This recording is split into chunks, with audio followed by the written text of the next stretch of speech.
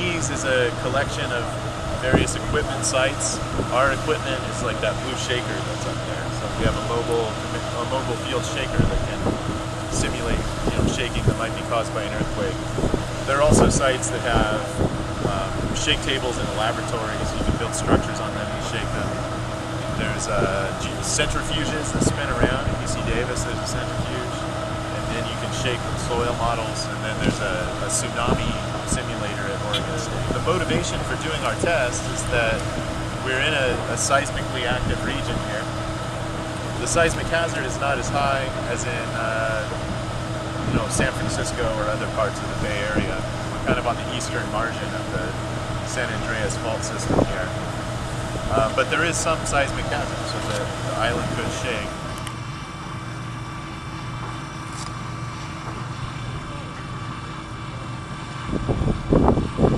The soil is pretty unusual. It's peaty organic soil, so it's made of a lot of organic material, plants that are in various states of decomposition, and it's really soft. It's much softer than the bay mud or the clay that's in San Francisco Bay. And we don't know very much about how it's going to behave during an earthquake, and a lot of the levees rest directly on top of the peak. And so the reason for doing this study is to learn more about how a vibrating levee or a shaking levee will interact with the peak, and how much it's going to settle, whether it's going to cause a bearing failure and just kind of sink into the ground and push the peak out of the way.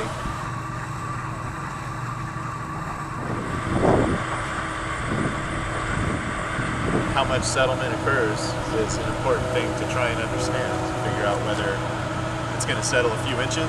If it settles a few inches, that's probably not really a problem. We could fix levees after an earthquake. If it settles on the order of feet, that could cause a breach that could flood the islands. The other important part of the story is that we're quite a bit below the level of the water in the sloughs and in the rivers here.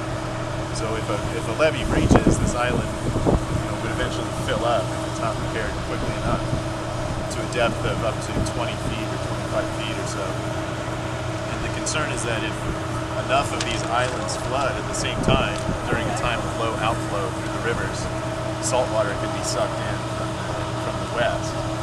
And that would contaminate the water supply. It would inundate all of this farmland and wildlife habitat. So it would be a pretty major disaster. We're just studying kind of the role that the peat soils might play in that scenario during a seismic earthquake.